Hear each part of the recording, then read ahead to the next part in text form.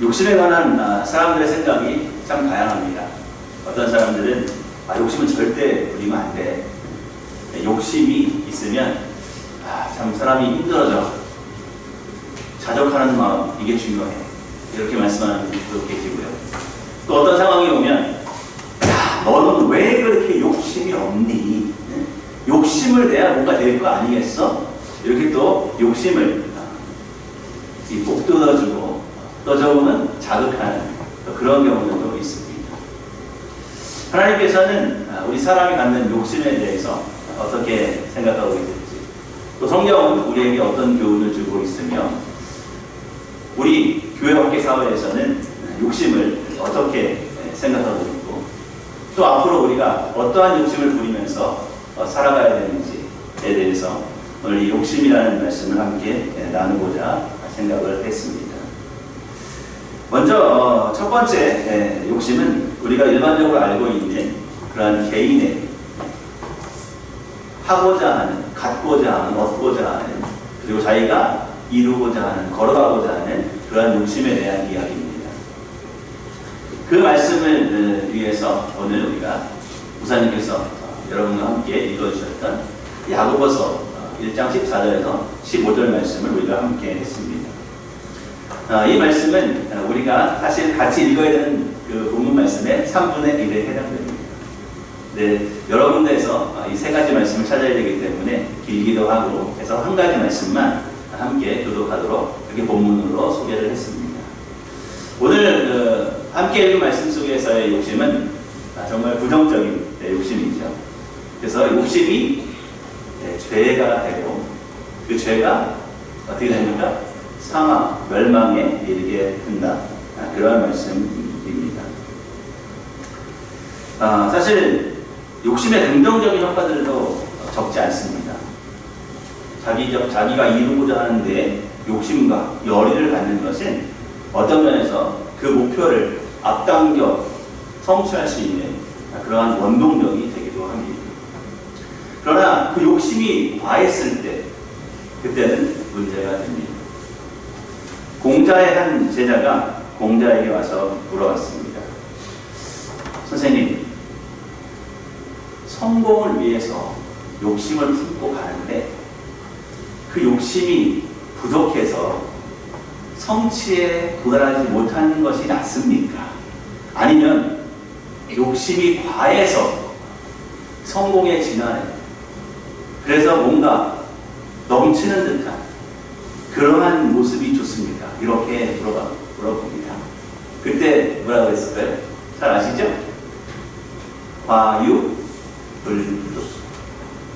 그래서 과하면 미치지 못한 것, 부족한 것보다 못하다, 이렇게 말씀을 합니다. 그럼 과연 왜 그럴까요? 욕심이 과하면 사실 그 결과가 좋지 않은 경우들이 대부분입니다. 이 욕심이 과하고 그 욕심으로 인해서 결국은 자기 자신이 파괴가 되는 경우들이 많이 있습니다. 뿐만 아니라 그러한 세상적 욕심은 다른 사람들을 힘들게 합니다. 여러분 기억하시죠? 에덴 동산에서 이 사탄이 뱀의 형상을 하고 가서 하와에게 유혹을 합니다. 그때 뭐라 그러죠? 선악과가 정말 맛있고 선악과를 먹으면 눈이 밝아져서 하나님처럼 지혜로워질 수 있습니다. 이렇게 세상의 이치에 대한 욕심, 이거를 자극합니다. 그때 그 하와가 고민했을 거예요. 지금도 뭐 그냥 남부럽지 않게 사는데 평화롭고 사랑하는 남편이 있고 모든 동물과 식물들이 다 우리 친구인데 내가 뭐 부족한 게 있을까? 그런데 결정적으로 하나님처럼 된다. 여기에 그냥 확 넘어가 버려요. 하나님처럼 지혜로워지고 싶고 하는 그 욕심이 이 하와를 자극합니다. 그래서 결국은 하나님께서 그 맛인 선악과를 따먹게 되는 거죠. 멸망에 이르는 일은 사실 참 많습니다. 그런데 오늘 야고보 선생님께서는 특별히 멸망, 사망을 이야기하면서 그 시작을 욕심으로 출발하고 있습니다. 그만큼 사람이 갖게 되는 그 욕망, 욕심, 이것이 죄로 연결되는 경우들이 많다고 하는 것입니다. 더더욱이 이 욕심이 죄로 연결돼서 사망을 불러올 때 정말 곤욕스러운 것은 자기뿐만 아니라 주변 사람들, 가깝게는 가족들, 친구들, 더 많게는 온 국민에게 큰 아픔을 줄 수 있다고 하는 것입니다. 3.1절이 지나갔지만 여러분, 우리나라가 주권을 빼앗기고 그 일제하에서 얼마나 많은 고통을 겪었습니까? 고통을 주는 사람들은 잘 몰라요. 그런데 받는 사람들은 그 고통이 얼마나 심한지 잘 압니다. 겪어봤기 때문입니다. 그 독립을 위해서 얼마나 많은 분들이 희생을 했고 한 나라의 역사가 흐름을 멈춰버리는 것입니다. 그 독립을 위해서 힘쓰고 애썼던 분들의 고난과 목숨까지 내어바치는 그러한 헌신들이 있었기 때문에 오늘 우리는 이렇게 자유로운 나라에서 우리의 주권을 가지고 살아가고 있는 것입니다. 그러나 그 욕심을 통해서 얼마나 많은 사람들이 희생되었고 심지어 자기 자국민까지도 강제로 동원해가면서 그 소수의 생각에 욕심을 채우고자 했던 그 과거의 역사들은 우리가 반드시 반성하고 넘어가야 하는 것입니다. 욕심은 그 욕심을 채우기 위해서 또 다른 욕심을 불러오고 또 다른 핑계거리를 불러오고 또 다른 죄가 그 죄를 감추기 위해서 또 생겨나는 것입니다. 그렇기 때문에 끝없는 죄를 양산하는 것이고 결국에는 큰 사망의 길로 가는 것이죠. 그래서 욕심이라고 하는 것은 항상 적절해야 되는 것이죠. 그 길이 아니라고 깨달았을 때는 즉시 멈출 수 있어야 됩니다. 여러분, 구약 성경에서 소개되는 아간의 이야기를 여러분 잘 알고 계실 겁니다. 이 아간의 그 이름의 뜻이 곤란, 괴롭히는 자, 고통의 사람, 이런 의미가 있다고 합니다. 이름 자체에. 이 아간이 어땠습니까? 여리고 성에서 취득한 전리품들을 하나님 곳간에 온전하게 들여놓으라고 하나님께서 명령하십니다. 절대로 사사로이 취하지 말아야 되는 것입니다. 그런데 아간이 그 전리품을 보고 그 중에서 멋진 외투, 값비싼 외투가 탐이 납니다. 그래서 그거를 하나 가져옵니다. 근데 그 옆에 웬걸 은덩어리들이 막 있는 거예요. 그래서 그 중에 200세겔, 얼마 분인지 모르겠습니다만 200세겔을 또 챙깁니다. 아, 그리고 돌아서려고 했더니 저쪽에 더 좋은 게 있어요. 황금 덩어리도 있는 겁니다. 그래서 또 황금 50세겔을 슬쩍 합니다. 그래서 아무도 모르겠지 하고 자기 집 땅속에다가 갖다 놓습니다. 그런데 어떤 일이 벌어집니까? 그 다음 전투가 아이성 전투입니다. 백성 숫자도 얼마 안 돼요. 그래서 정탐꾼이 와서 보고하기를, 아이고, 우리 등대를 다 갈 필요도 없습니다. 3,000명이면 충분합니다. 근데 어떻게 됐습니까? 바로 쫓겨왔죠. 대패하고 두려움이 막 앞을 가려가지고 정신없이 도망쳐옵니다. 그럼 하나님께서 꾸짖습니다. 손대지 말라는 거, 훔친 도둑이 있다. 그래서 여호수아가 사람들을 모아놓고 제비 뽑기를 시작합니다. 근데 아간은 그때도 자기의 잘못을 자복하지 않아요. 설마 내가 뽑히겠어? 근데 어떻습니까? 정확하게 자기가 뽑히죠. 그래서 나골 골짜기에 끌려가서 자기뿐만 아니라 자기의 온 가족이 그곳에서 목숨을 잃게 되죠. 뿐만이겠습니까? 거기 전쟁터에서 괜한 목숨들이, 수십 명의 목숨들이 한순간에 다 사망에 이르게 됐습니다. 한 사람의 욕심이 많은 사람들에게 고통을 주고 그 이름의 뜻까지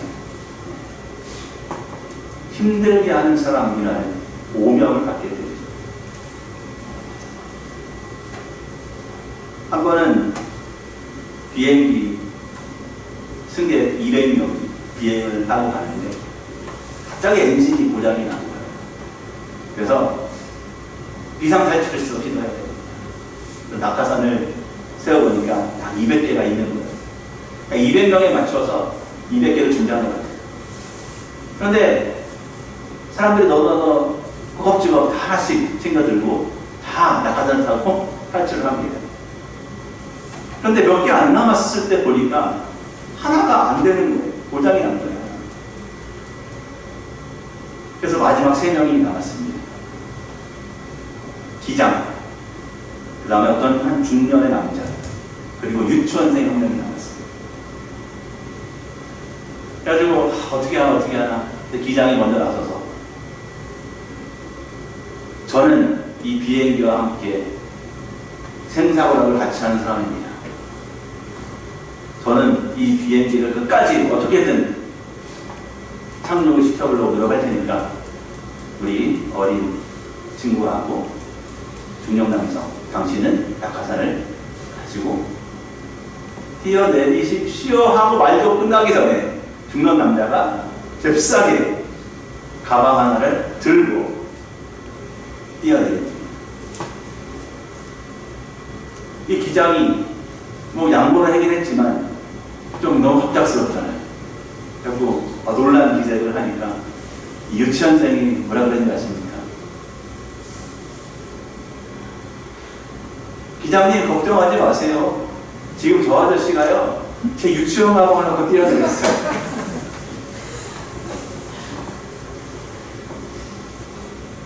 그러니까 빨리 살고 싶어가지고 그 욕심에 잘 살펴보지도 않고 옆에 가방이 있으니까 낙하산인 줄 알고 자꾸 뛰어내린 거죠.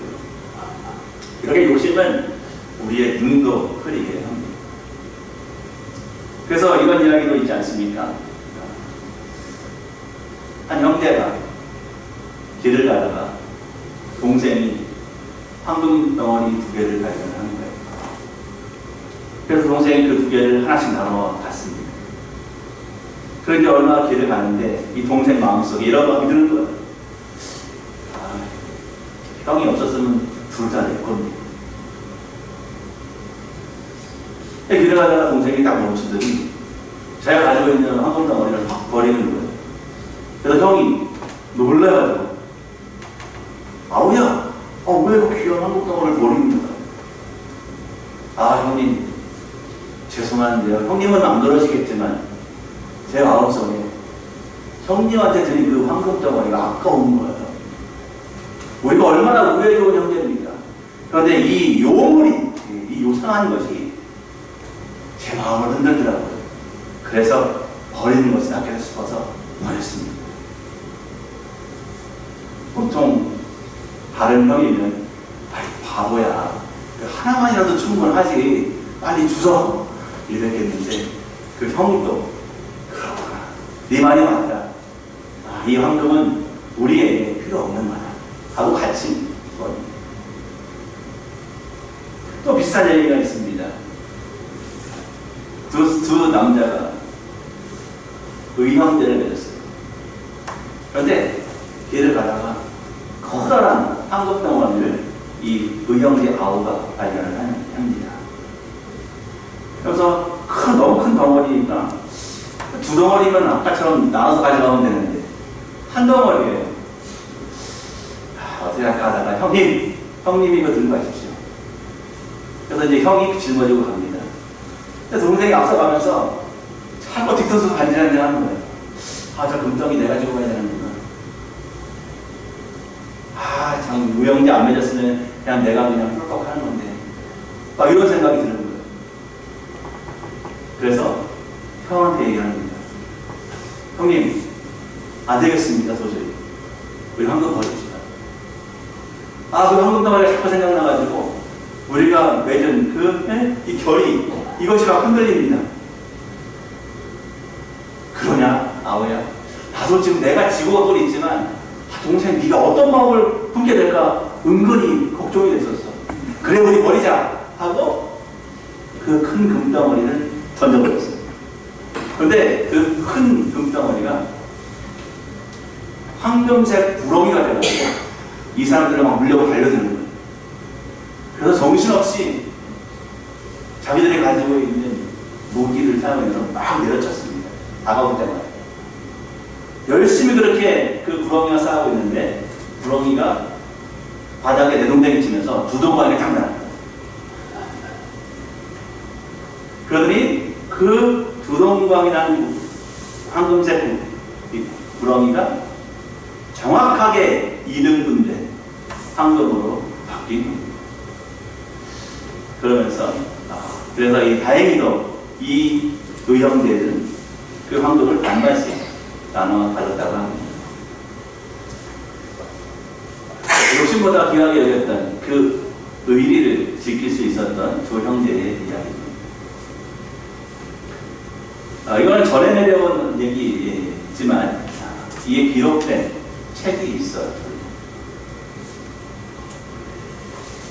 어쨌든 욕심은 이렇게 잘 다스리면 우리에게 복이 될 수도 있지만 잘못 다스리면 많은 사람에게 피해를 주고 심지어 죽음의 고통에까지 내몰게 할 수 있습니다. 아까도 목사님께서 언급하셨지만 오늘날에도 이 개인의 욕심과 국가 간의 이익 다툼 때문에 많은 이 고통들이 일반 백성들에게 지워지고 있습니다. 위의 소수의 사람들의 결정이 정말 너무 많은 사람들의 고통을 야기하고 있다는 것, 우리가 반드시 다시 한번 생각해 봐야 할 것입니다. 우리가 오래전에 독립을 해서 그 전투는 끝났지만 여전히 우리는 사탄과 이 욕심을 놓고 전투를 치르고 있습니다. 우리의 삶에 있어서 욕심을 어떻게 다루느냐 하는 것은 정말 하나님 앞에서 우리의 인생이 제대로 걸어갈 수 있느냐, 어긋날 수 있느냐 하는 중요한 그러한 주제가 되는 것 같습니다. 두 번째 말씀드릴 욕심은 선한 욕심입니다. 선한 욕심. 바로 말로 바꾸면 의로운 욕심, 착한 욕심, 이런 정도로 바꿔 말할 수 있을 것 같습니다. 베드로전서 2장 12절 말씀에 이렇게 기록합니다. 너희가 이방인 중에서 행실을 선하게 가져 너희를 악행한다고 비방하는 자들로 하여금 너희 선한 일을 보고 오시는 날에 주께서 오시는 날이겠죠. 하나님께 영광을 돌리게 하려 합니다. 마태복음 5장 16절에는 이런 말씀이 있습니다. 이같이 너희 빛이 사람 앞에 비치게 하여 그들로 너희 착한 행실을 보고 하늘에 계신 너희 아버지께 영광을 돌리게 하라. 두 번째 읽어드린 마태복음 5장 16절 말씀은 13절, 14절, 15절과 이어지는 말씀입니다. 13절부터 14절, 15절까지 말씀은 우리가 너무 잘 알고 있는 바로 빛과 소금의 역할을 잘 감당하라 라는 그 말씀, 마지막에 오는 말씀이 바로 이 16절 말씀입니다. 다시 말하자면 빛과 소금의 역할, 그것을 잘하는 것이 바로 세상을 비추는 착한 행실이 된다고 하는 것입니다. 그러니까 하나님께서, 주님께서 착한 행실로 여기는 것의 대표적인 것이 바로 빛과 소금의 역할을 잘하는 것입니다. 세상에 어두운 부분을 비춰야 되고 세상에 부정하고 부패하고 썩어져가는 것을 방지해야 되는 그런 역할을 해야 되는 우리가 욕심을 가지고 있다. 세상적인 사람과 똑같은 욕심을 가지고 있다 하면 그 역할을 제대로 감당하기 불가능할 것입니다. 그러나 세상을 비춰주고 세상에 방부제 역할을 해주는 그러한 선한 일을 즐겨하고 그것에 욕심을 낼 수 있다면 그 착한 행실이 하나님께 영광을 돌리는 그러한 결과를 불러온다고 하는 것입니다. 이 착한 행실에 대한 선한 욕심은 자기 자신뿐만 아니라 타인을 이롭게 할 수 있는 선행이요 착한 정말 아름다운 행동입니다. 그러나 이 두 번째, 이 선한 행실에 대한 선한 욕심, 또 한계가 있습니다. 이 선한 욕심은요, 성경에도 많이 기록이 되고 소개가 되지만 하나님을 믿지 않는 사람들도 얼마든지 가질 수 있는 욕심입니다. 오늘 교회에 오면서 제가 항상 라디오를 틀어놓고 다니는데 그 라디오에서 이런 이야기가 소개가 되더라고요. 한 미국의 여사님이 엄청나게 많은 돈을 기부를 했답니다. 무려 우리나라 돈으로 13조 원에 달하는 돈이랍니다. 달러로 10억 달러인가? 그게 넘는데. 그래서 이 정도면 기부를 많이 하는 미국에서도 정말 손가락에 꼽히는 그만큼의 액수라고 합니다. 근데 그 기부의 조건이 뭐냐면 한 지역에 의대가 있다고 합니다. 근데 그 의과 대학의 등록금이 비싼데 그 지역은 한적한 시골 쪽에 있대요. 그러니까 외국하고 우리나라의 대학 문화가 약간 다른 게 그러한 부분인데 우리는 거의 서울에 있는 게 다 최고잖아요. 그런데 외국의 대학들은요, 그 대학마다 전공하는 유명한 과가 한두 개씩 있습니다. 대체적으로. 그래서 어떤 유명한 학교는요, 옆에 목장이 있고요, 가축들이 막 있는데 거기에 또 배역이 있어요. 근데 그 대학에 유명한 교수님이 있고요, 그것을 전공하려면 거기를 가야 돼요. 그러니까 이 의과대학도 그런 것 같아요. 그래서 그 주변에 그렇게 비싼 의대 등록금을 감당할 수 없는 학생들이 많다는 거예요. 그래서 그 돈을 가지고 앞으로 지속적으로 의학 공부를 하고 싶은 학생들의 전체적인 등록금을 다 낼 수 있도록 그렇게 기부를 했다는 거예요. 또 오래되지 않은 이야기입니다. 최근의 일입니다. 얼마든지 이렇게 그분이 기독교인인지는 소개가 안 됐지만 누구나 사실은 마음만 먹으면 욕심이 있으면 이런 행실을 할 수가 있어요. 우리나라에도 유명 연예인들도 그렇고요. 유명 인사들이 많은 기부들을 하는 분들이 있습니다. 그분들이 신앙이 있는 그렇지 않든 이 선한 행실에 대한 욕심은 그러한 분들도 낼 수가 있고요. 또 많은 사람들이 그러한 선한 행실을 통해서 혜택도 받고 서로 격려하고 서로 고마움을 표하는 그런 일이 가능합니다. 우리가 지금 앞에 두 가지 살펴본 욕심은 보통 사람들은 누구나 가질 수 있는 것입니다. 물론 우리 신앙인들도 그러한 욕심들에 현혹이 되거나 또 격려를 받아서 그 선한 행실에 참여할 수 있습니다. 오늘 소개하고자 하는 마지막 욕심, 이것이 중요한 욕심입니다. 마지막 욕심은 이렇게 이름을 붙여봤습니다. 거룩한 욕심. 거룩한 욕심을 다시 다른 말로 소개한다면 그리스도를 닮아가는 욕심이라고 표현할 수 있을 것 같습니다. 여러분, 예수 그리스도가 어떤 분입니까? 베드로후서 2장 5절에서 8절은 이렇게 예수님을 소개합니다.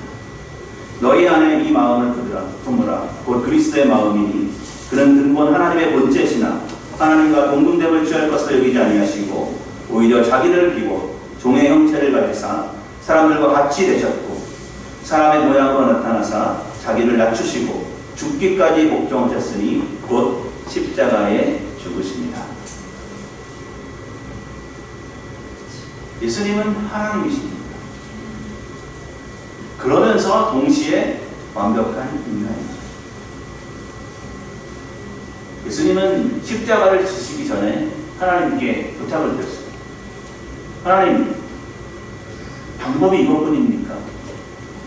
가능하다면 이 잔을, 십자가의 길을 제가 좀 안 가게 하실 수는 없습니다. 물론 구후에 말씀하셨죠. 그러나 아버지 원대로 하옵소서. 예수님께서 완벽한 사람이자 완벽한 신 하나님이라고 하는 것은 신적인 문제를 제쳐놓고 사람으로 봤을 때는요, 우리하고 똑같다는 거예요. 고통과 아픔과 슬픔과 모든 감정들과 모든 육체적인 그러한 감각을 다 갖고 있습니다. 그렇기 때문에 그 아픔과 수치와 멸시와 고통을 다 아시기 때문에 그것을 물론 이겨낼 수 있는 분이시고 그 한치의 유혹에도 불화하지 않으실 분이 분명하지만 하나님께 그렇게 부탁을 드렸던 것이죠. 어떤 사람들이 보면요, 십자가의 길을 간다고 하는 것은 아주 어리석은 겁니다. 이해를 못해요. 아니, 하나님이신데 좀 쫓아다니다 보니까 못할 것이 없을 것 같은데 왜 굳이 중재인들이 마지막을 가는 그 방법대로 그 길을 가는 거야? 아마 대부분의 사람들 눈에는 인기를 누리고 기적을 베풀고 뛰어난 언변으로 좋은 말씀을 하던 어떤 한 선지자가 결국은 가장 연약한 모습으로 마지막을 하는구나, 이렇게 생각했을 겁니다. 하지만 하나님의 뜻이 거기에 계셨기에 예수님은 자기의 모든 욕심, 자기 방식대로 하고 싶은 모든 마음을 접어두고 그 길을 가신 겁니다. 성경은 우리에게 그러한 예수님을 닮아가라고 요구합니다. 예수님께서 당신이 할 수 있는 그 권한과 모든 욕심, 자기가 하고자 하는 그 모든 것들을 제쳐놓고 주님 앞에 순종하고 그 길로 따라가는 것, 그것을 닮으라고 하는 겁니다. 그것이 바로 거룩한 욕심인 것입니다.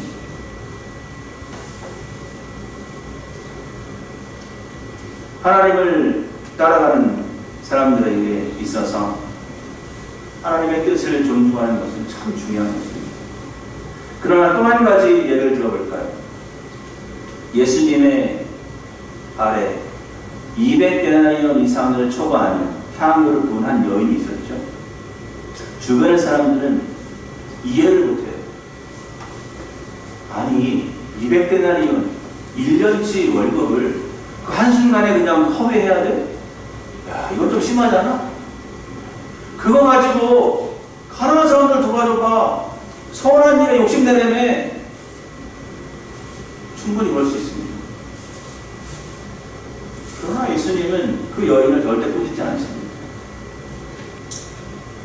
그 여인의 이야기가 언제까지나 많은 사람들에게 회자될 거다 라고 이야기하십니다. 성경에 소개되는 이 여인뿐만 아니라 예수님을 비롯해서 많은 사람들이 자기의 욕심을 주님 앞에 내려놓고 주님의 뜻을, 하나님의 뜻을 따르고자 하는 그 욕심을 가지고 살았습니다. 그들에게 있어서는 성경에 주어져 있었던 그 때와 그 시간과 공간과 모든 환경, 그들의 삶 속에서 할 수 있었던 최선의 하나님을 향한 거룩한 욕심이 바로 그들이 갔던 길입니다.